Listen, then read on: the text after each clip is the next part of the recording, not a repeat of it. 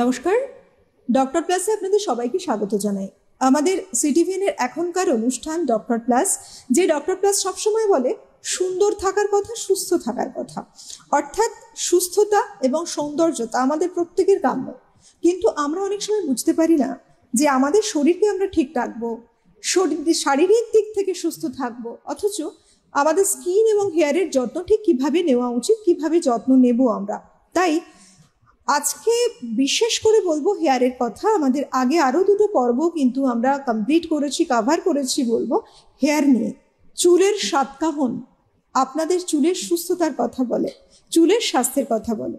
তার কারণ চুল সৌন্দর্যের একটা অনেক বড় ভূমিকা পালন করে। সুন্দর স্কিন আছে কিন্তু হেয়ারটা টোটালি আনহেলদি, একদম আগলি একটা লুকস রয়েছে হেয়ারে, নিশ্চয়ই প্রেজেন্টেবল দেখতে লাগে না কাউকে। সুতরাং তখন আমরা ভাবি, ইস, যদি চুলের খেয়াল একটু নেওয়া যেত, চুলের যত্ন নেওয়া যেত। বেসিক্যালি আমরা কখন খেয়াল করি? হয়তো আমাদের কোথাও যেতে হবে, কোনো আমরা পার্টি অ্যাটেন্ড করব, বা যে কোনো জায়গায় আমরা একটু ঘুরতে যাচ্ছি যেখানে খুব প্রেজেন্টেবল লুকসে নিজেদের প্রেজেন্ট করতে হবে। ঠিক সেই সময় মনে হয়, ইস, আমার চুলটাকে যদি একটু আগে থেকে যত্ন নিতাম। তাই চুলের যত্ন কিভাবে নেবেন এবং কোন কোন জিনিসগুলো আপনার চুলের জন্য হেলদি হবে, কি কি প্রসেস অ্যাপ্লাই করলে আপনি সুস্থ থাকবেন উইথ হেলদি হেয়ার, সেই বিষয় নিয়ে আমাদের এই আলোচনা এগিয়ে চলে চুলের সাতকাহনে। আমরা আগে বলেছি দুটো এপিসোডে, যদি আপনারা কেউ মিস করে গিয়ে থাকেন অবশ্যই দেখতে পারেন সিটিভিএন এর ফেসবুক এবং ইউটিউবের পেজে গিয়ে। আমাদের দুটো এপিসোড রয়েছে যেখানে বলা হয়েছে চুলটার জন্য কতগুলো টাইপ রয়েছে, সেই টাইপ বুঝে আপনি কি কিভাবে তার চর্চা করবেন, চর্চা করতে পারেন। শ্যাম্পু, সিরাম, কন্ডিশনার, আমরা বিভিন্ন প্রোডাক্ট দেখে, ব্র্যান্ড নাম দেখে লাগিয়ে তো ফেলছি চুলে। আদতে কি আপনার চুলের জন্য সেটা উপযুক্ত ছিল? কিংবা সিভিয়ার হেয়ার ফল করছে, সেক্ষেত্রে আপনার কি করা উচিত? বিশেষ করে বিভিন্ন প্রোডাক্ট এবং তার সাথে আপনি যে থিঙ্কিংগুলো করছেন সেটা কতটা প্রযোজ্য, সেই নিয়ে বিষয় এগিয়ে চলেছে, সেটা মেয়েদের হোক কিংবা ছেলেদের হেয়ার হোক। আজকে ওভারঅল আমরা ট্রিটমেন্টের কথা বলবো, হেয়ারটাকে কিভাবে হেলদি রাখবো। কারণ আমরা সবসময় মনে করি একটা উর্বর জমিতে যেমন একটা বীজ বপন করলে ডিপেন্ড করছে মাটির ওপর, মাটিটা কতটা উর্বর, সেই বুঝে একটা সুন্দর সুস্বাস্থ্য গাছ কিন্তু গজিয়ে উঠবে সেই মাটিতে। মাথার স্ক্যাল্প যদি বলি, সেই চুলের জন্য সেটা হলো একটা উর্বর মাটি। তার উপরে আপনার যখন হেয়ারটা গড়ে উঠছে, সেই হেয়ারের হেলথটা নির্ভর করে অনেকটাই যে আপনি কিভাবে চুলের গোড়ার যত্ন নিচ্ছেন, হেয়ার ফলিকলগুলো কতটা হেলদি, তার উপরে হেয়ারের পরবর্তীকালের যত্ন, সব বিষয় নিয়ে আমরা আলোচনা করব। কিন্তু সময়ের সাথে তাল রাখতে গিয়ে বহু মানুষ চাইলেও চুলের যত্ন নিতে পারছেন না, অকালে চুল পড়ে গেছে, বয়স অনেক কম, মাথায় দেখতে পাচ্ছে একটা বলনেস, কিংবা হেয়ার লস করতে করতে চুলের যে পরিমাণে ভলিউম ছিল ভলিউমটা লস করে ফেলেছেন। কি ট্রিটমেন্ট নেবেন সেটা সব থেকে বেশি গুরুত্বপূর্ণ। এই বিষয়ে যিনি বিশদে আলোচনা করবেন, আমাদের স্টুডিওতে উপস্থিত রয়েছেন রিনাউন্ড ডার্মাটোলজিস্ট ডক্টর শ্রয়ন পাল। অনেক স্বাগত ডক্টর। নমস্কার। নমস্কার। চুলের বিভিন্ন সময় সমাধান দিয়ে এসেছেন বহু মানুষ, আজকের সময় দাঁড়িয়ে উপকৃত। এবং প্রত্যেকটা এপিসোড যখন আপনার সাথে প্রোগ্রাম হয়, সত্যিই তাই, কতটা মূল্যবান প্রত্যেকটা জিনিস। তার কারণ আমরা নিজেদেরকে চাই প্রেজেন্টেবল লুকসে সবসময় দেখতে। চুল যেখানে অনেক বেশি গুরুত্বপূর্ণ ভূমিকা রাখে, সেক্ষেত্রে আজকে জানতে চাইবো ট্রিটমেন্টের কথা। কারণ শুধুমাত্র প্রত্যেকেই তো জন্ম থেকে খুব সুন্দর হেয়ার নিয়ে জন্মায় না, অনেকটা হেয়ার লস করে গেলে সে কি করবে। তবে প্রথমত এই কথা বলতে গেলেই যেটা মানুষ বেসিক্যালি ইউজ করে ফেলেন, শ্যাম্পু, সিরাম, কন্ডিশনার, এগুলো ইউজ করে ফেলেন। বর্তমানে সিরামটা একদম হাইলাইটেড, সিরাম চুলের জন্য ভালো, কিন্তু অ্যাকচুয়ালি সিরামের কাজটা কি, এবং সত্যি কি তাই সিরামটা কি চুলের জন্য হেলদি? আর একটা প্রশ্ন একই সাথে উঠে আসে, সিরাম বাজারে বিভিন্ন রকম প্রোডাক্ট রয়েছে, বিভিন্ন ব্র্যান্ডেড প্রোডাক্ট থেকে সিরাম মানুষ লাগিয়ে ফেলছেন। কেন কি? গায়ে লেখা আছে তার এই উপকারিতা রয়েছে, অ্যান্টি হেয়ার ফল হতে পারে, চুলটাকে শাইনি করবে, স্মুথ করবে, নানা রকম লেখা থাকে। এবং কোনো ডক্টর সাজেস্ট করছেন কোনো সিরাম। দুটোর মধ্যে ফারাকটাই বা কোথায়? কি ভাবে ফলো করলে একটা সিরাম কিভাবে ইউজ করলে মানুষ বেনিফিট পাবেন? এই ক্ষেত্রে পেশেন্টরা আমাকে যখন জিজ্ঞেস করেন, তখন আমি একটা কথাই বলি, মানে দুখানা শব্দের একটা কথা দিয়ে এই জায়গাটাকে ডিফাইন করা যায়, থেরাপিউটিক কনসেন্ট্রেশন। থেরাপিউটিক কনসেন্ট্রেশন প্রতিটা ওষুধের মতো এখানেও ইম্পর্টেন্ট। সিরাম হচ্ছে জাস্ট একটা ভেহিকেল, সিরাম ইটসেলফ কিছু করে না, সিরামের ভেতরে যা যা দেওয়া থাকে সেটাকে চুলের গোড়ায় গোড়ায় পেনিট্রেট করার জন্য সিরামের যে বেসটা থাকে, সিরাম বেস, তার সাহায্য নেওয়া হয়। বেসিক্যালি সিরাম নয়, সিরামের ভেতরে কন্টেন্ট কি আছে, সেটা আমাদের কমার্শিয়ালি অ্যাভেলেবল সিরাম হোক বা আমাদের ডাক্তারদের লেখা সিরাম হোক, তার কন্টেন্ট এবং সেই কন্টেন্টের কনসেন্ট্রেশন তার উপর ডিপেন্ড করে সেটা কতটা এফেক্টিভ হবে। এবার এই যে থেরাপিউটিক কনসেন্ট্রেশন কথাটা বলছি, এটা হচ্ছে এমন একটা কনসেন্ট্রেশন যেটা মিনিমাম কনসেন্ট্রেশন বা মিনিমাম রেকমেন্ডেড কনসেন্ট্রেশন, যে কনসেন্ট্রেশনে যে কোনো একটা ওষুধ বলুন বা এজেন্ট বলুন যেটা একটা কোনো অ্যাকশন দেখায়। মানে আজকে যদি চুলের গ্রোথের জন্য আমরা কথার কথা প্রোক্যাপিল বা ক্যাফিন দিই, তো সেই প্রোক্যাপিল বা ক্যাফিনের একটা মিনিমাম কনসেন্ট্রেশন যদি সেই সিরামের মধ্যে না থাকে, তাহলে তার মধ্যে প্রোক্যাপিন, ক্যাফিন, ক্যাফিক্সিল ইত্যাদি ইত্যাদি 50টা ইনগ্রেডিয়েন্ট থাকলেও তার কিন্তু রেজাল্ট আসবে না, কারণ যে কোনো একটা ইনগ্রেডিয়েন্ট সেখানে যথেষ্ট থেরাপিউটিক কনসেন্ট্রেশনে নেই। এই ব্যাপারটা সাধারণ মানুষের বোঝা দরকার। অনেক ক্ষেত্রে fortified with this, fortified with that, বা আজকে বাজারে যে সিরাম পাওয়া যাচ্ছে, আপনি দেখবেন কি বাজারে যে সিরাম পাওয়া যাচ্ছে সেটা 500 টাকায় বা 400 টাকায় যা সিরামের দেখা যাচ্ছে, মানে কম্পোনেন্ট দেখা যাচ্ছে, সেটা তো ডাক্তারবাবুর লেখার 1200 টাকায় সিরামের কম্পোনেন্টের সমান। তাহলে আর কি লাভ ওই সিরাম? এখানেও সব জায়গা দেখবেন থেরাপিউটিক কনসেন্ট্রেশন। বেশিরভাগ জায়গাতে যে এই মার্কেটের কোম্পানিগুলো থাকে তাদের কোথাও কোনো থেরাপিউটিক কনসেন্ট্রেশন লেখা থাকে না। বেশিরভাগ ডক্টর প্রেসক্রাইব যে কম্পোনেন্টগুলো থাকে বা সেরামগুলো থাকে তাদের প্রত্যেকটাতে থেরাপিউটিক কনসেন্ট্রেশন মেনশন করা থাকে। এটা 1 নম্বর ইম্পর্টেন্ট।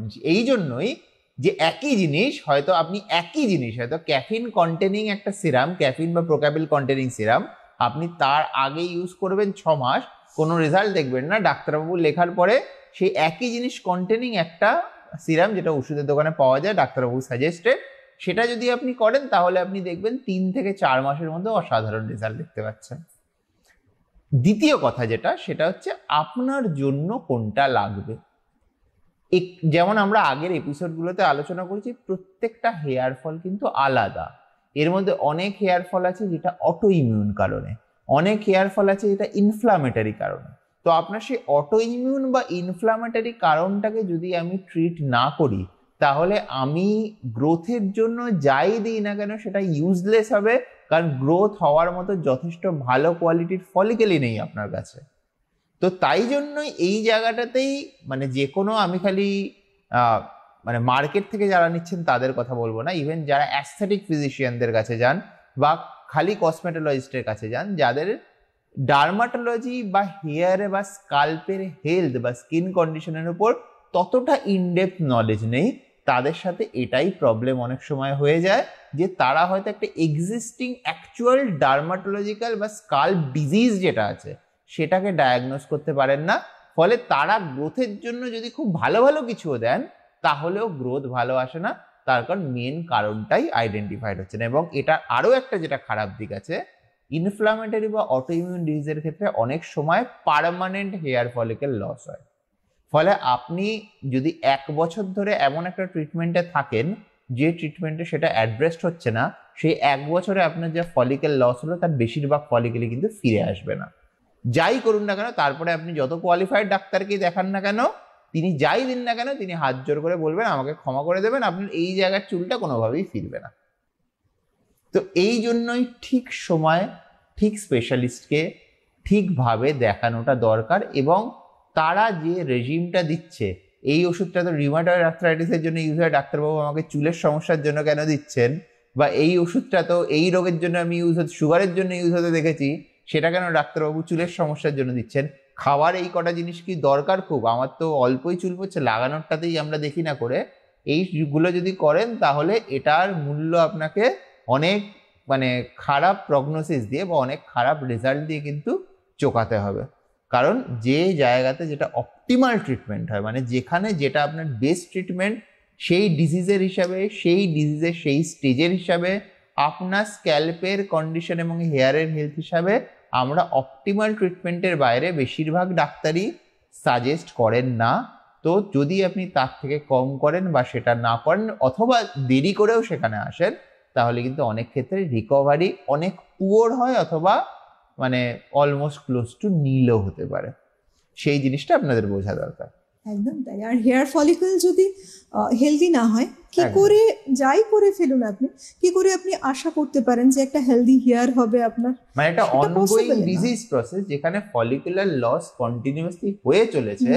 আগে আমরা যদি সেই ডিজিজ প্রসেসটাকে বন্ধ না করে, ফলিকুলার লসটাকে স্টপ না করে যদি আমরা ফলিকুলার গ্রোথের জন্য যে কোনো কিছু দিই, it will not really work, কারণ ফলিকুলার লসটাই আমরা স্টপ করতে পারছি না। একদম তাই।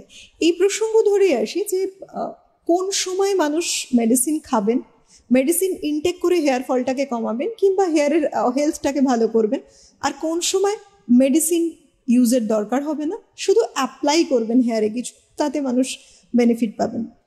একটা যে জিনিসটা সবাইকে আমি বলি যে কতদিন ট্রিটমেন্ট চালাবো সেইটা আগে আমরা অ্যাড্রেস করে নিই, এবং কি চালাবো।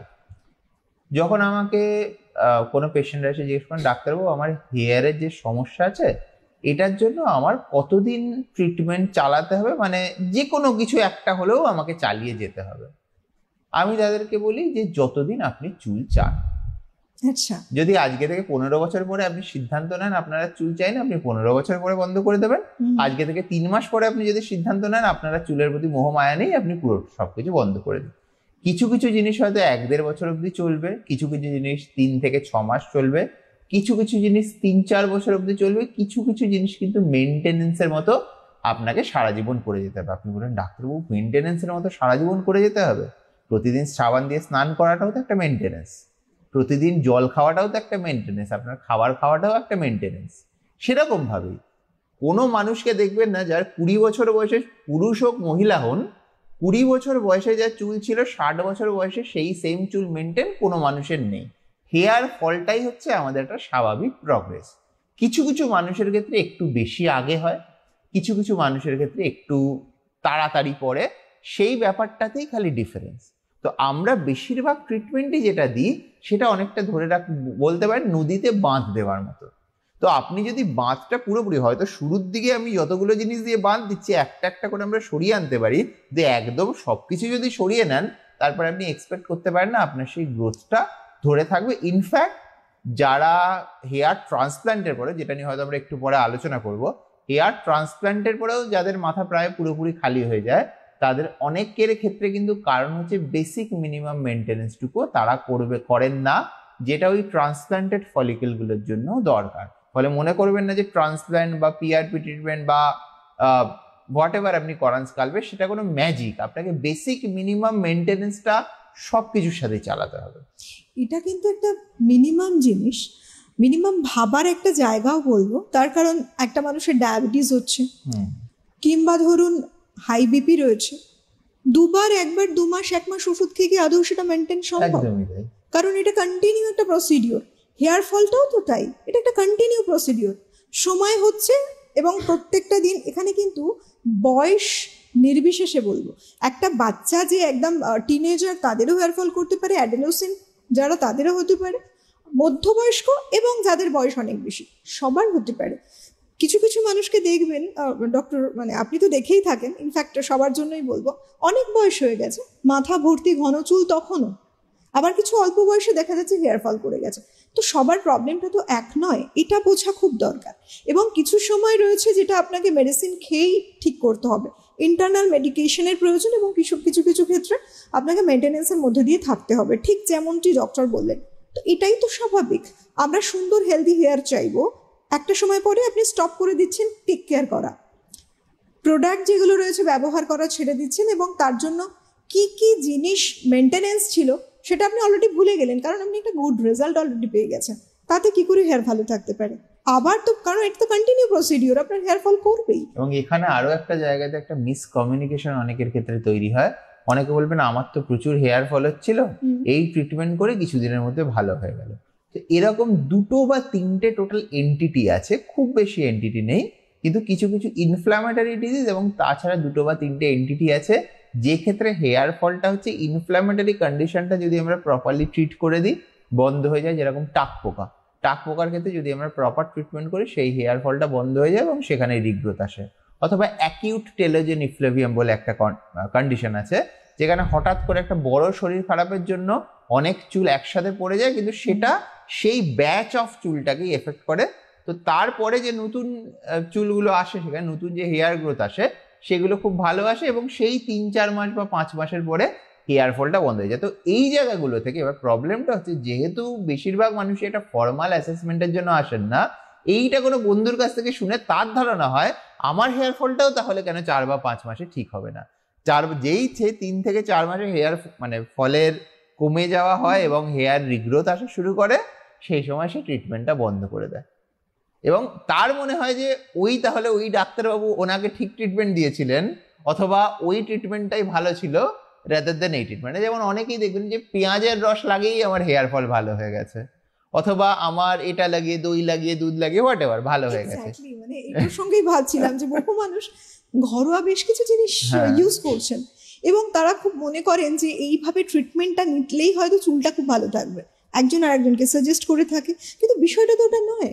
বেশিরভাগ তার কারণ হচ্ছে বেশিরভাগ এইগুলোতে যে হেয়ার ফলগুলো ভালো হয় সেগুলো হচ্ছে ট্রানজিয়েন্ট অটোইমিউন হেয়ার ফল অথবা অ্যাকিউট টেলোজেন ইফ্লেভিয়াম, যেটার কথা বলছিলাম, যেটা এমনিতেই আপনার 3 থেকে 6 মাসে ভালো হয়ে যেত।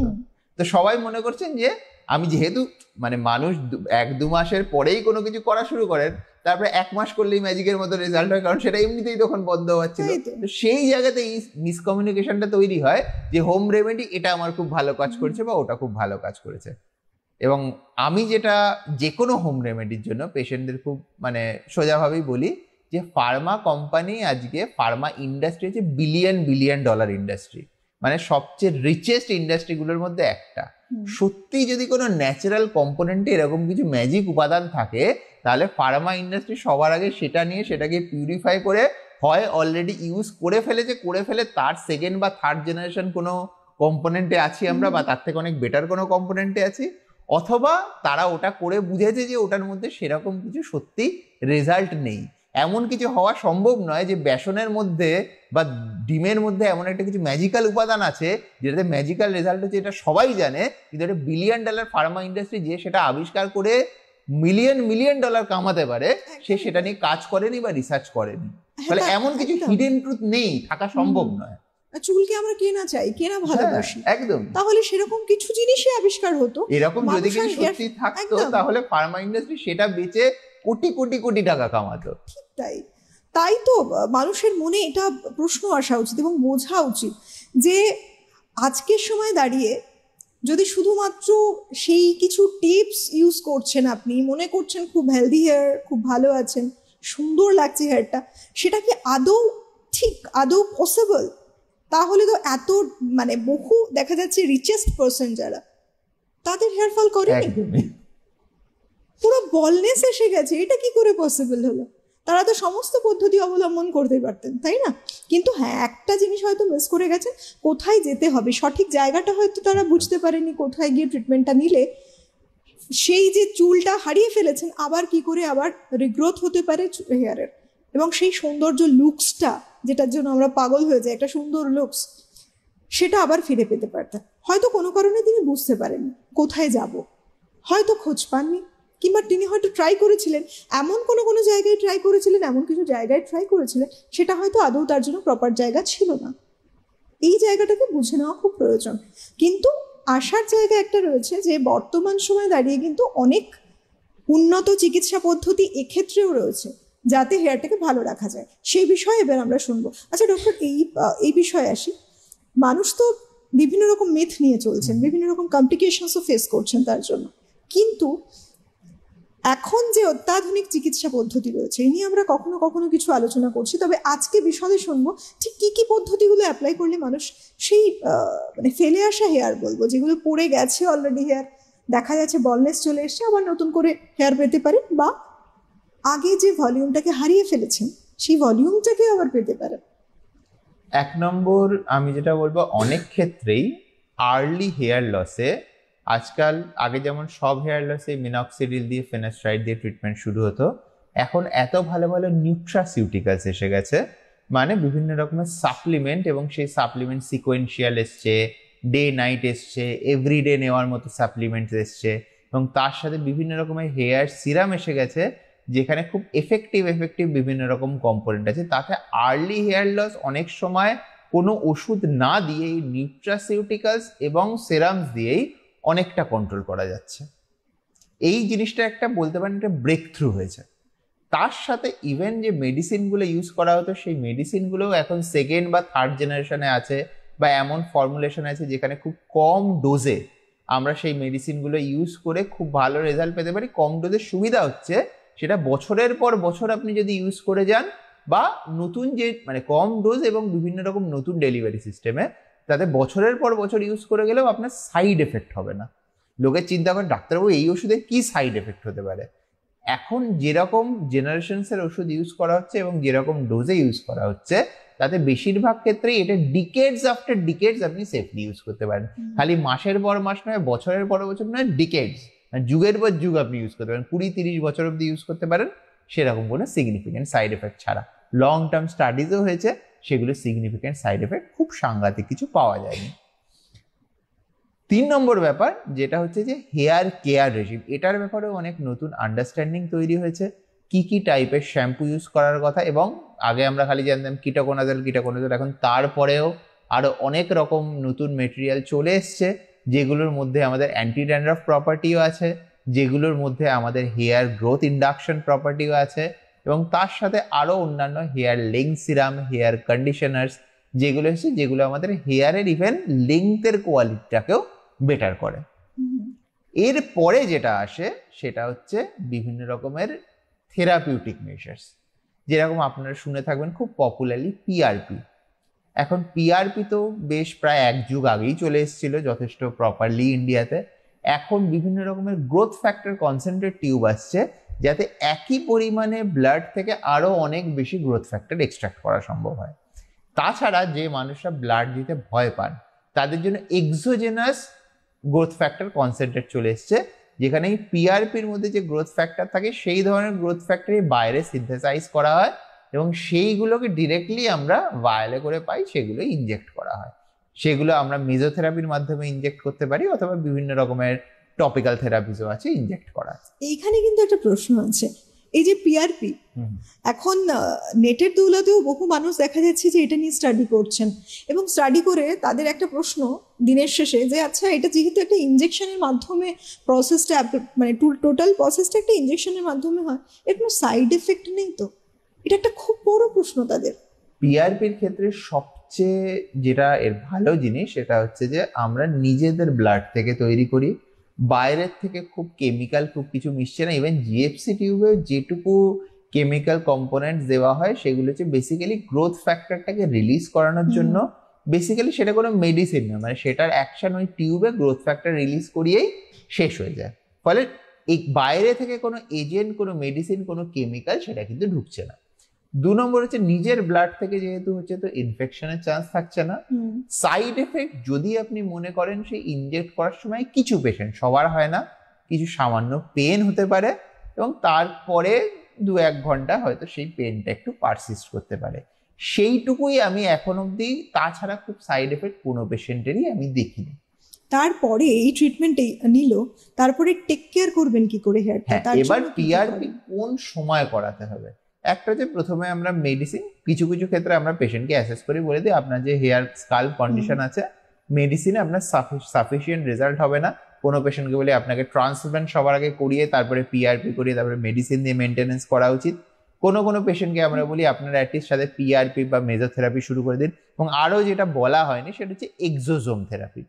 এক্সোজোম থেরাপি একটা নতুন আরও একটা জিনিস এসছে, যেটা আমাদের মেজোথেরাপির পরেও, সেখানে ইনজেক্ট করারও অনেক সময় দরকার হয় না, টপিক্যাল আমরা উপর থেকে লাগিয়ে দিই, বা খুব সুপারফিশিয়াল ছোট ছোট বোলাস ইনজেকশন, যে ক্ষেত্রে মানে ব্যথাটা আরও কম হয়, আরও পেনলেস হয়। বেশিরভাগ ক্ষেত্রে অ্যানাস্থেশিয়াও লাগে না, মানে কোনো রকমই অ্যানাস্থেশিয়া লাগে না, লাগানোর ক্রিম অ্যানাস্থেশিয়াও লাগে না।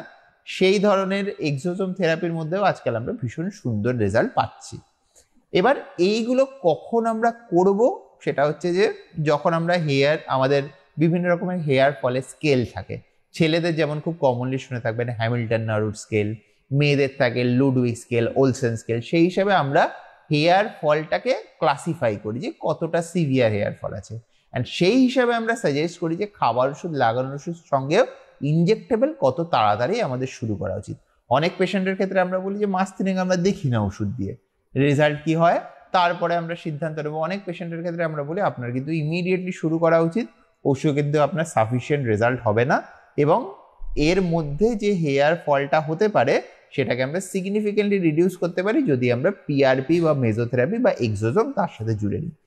এখন সেই পেশেন্টের সংখ্যা খুবই কম হয়ে যাচ্ছে দিনে দিনে, যাদের ক্ষেত্রে ট্রান্সপ্ল্যান্টটা একদম এসেনশিয়াল। খালি সেই ধরনের পেশেন্ট যাদের ক্ষেত্রে হেয়ার লাইন অনেকটা পেছনে চলে গেছে অথবা ডেনসিটি এতটাই কম হয়ে গেছে যেখানে পিআরপি মেজোথেরাপি বা এক্সোজোমে অতটা ভালো রেজাল্ট আসবে না, সেরকম খালি সিলেক্টেড কিছু পেশেন্টের ক্ষেত্রেই একমাত্র আমরা আজকের দিনে অ্যাটলিস্ট ডার্মাটোলজিস্টদের কথা বলতে পারি আমরা ট্রান্সপ্ল্যান্ট সাজেস্ট করছি।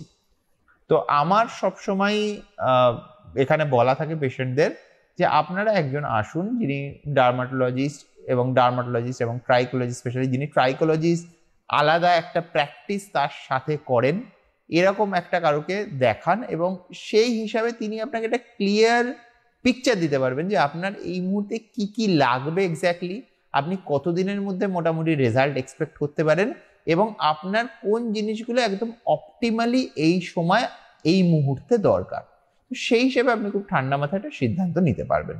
একদম নানা রকম ট্রিটমেন্ট পদ্ধতি রয়েছে, এবং ট্রিটমেন্ট নিলেই কিন্তু দায়িত্ব চলে যায় না, তারপরে কিভাবে টেক কেয়ার করব।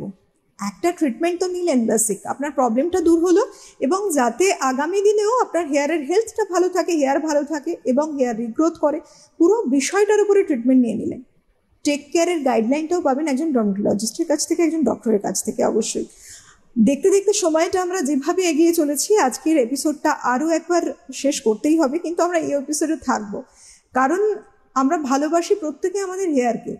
আর হেয়ার নিয়ে যখন লং কন্টিনিউড একটা ব্যাপার, জন্ম থেকে শুরু করে মৃত্যু পর্যন্ত আমরা সুন্দর চুল চাই, ঝাঁ চকচকে সুন্দর চুল থাকবে, মাথা ভর্তি ঘন কালো উজ্জ্বল চুল, এবং বলা হয় যে নারীদের নাকি সৌন্দর্য বেসিক্যালি খুব লম্বা ঘন কালো চুল হবে, একটা আলাদাই সৌন্দর্য দান করে। ছেলেরাও কিন্তু পিছিয়ে নেই, মাথা জোড়া বলনেস কে দেখতে ভালোবাসে বলুন তো? কেউ না, আমি আপনি কেউ না। এবং আজকের সময় বারবার বলা, তার কারণ অত্যাধুনিক হয়েছি আমরা, তাই ছেলেরাও পিছিয়ে নেই, তাদেরও চিন্তা ভাবনায় অত্যাধুনিকতা এসেছে, সেটা যে ক্ষেত্রেই হোক। নিজেকে সাজিয়ে তোলার ক্ষেত্রেও তারা এতটুকু পিছিয়ে নেই, এবং পিছিয়ে থাকা বোধহয় উচিত নয়। প্রত্যেকেই তাল রেখে সময়ের সাথে নিজেকে সাজিয়ে তুলতে চান সুন্দর হেয়ারের সাথে। আবার আমরা আরও একটি এপিসোড নিয়ে ফিরবো চুলের সাতকাহনে। আজকের মতো এই পর্যন্তই। সেই এপিসোডেও জানবো আমরা যে কি কি ট্রিটমেন্ট, কারণ আজকে কিন্তু সবে শুরু করলাম আমরা, এটা চলতে থাকবে। দেখতে থাকুন চুলের সাতকাহন। আজকের মতো বিদায় নেওয়ার পালা। অনেক ধন্যবাদ ডক্টর আপনাকে, ধন্যবাদ আপনাদের সবাইকে, নমস্কার।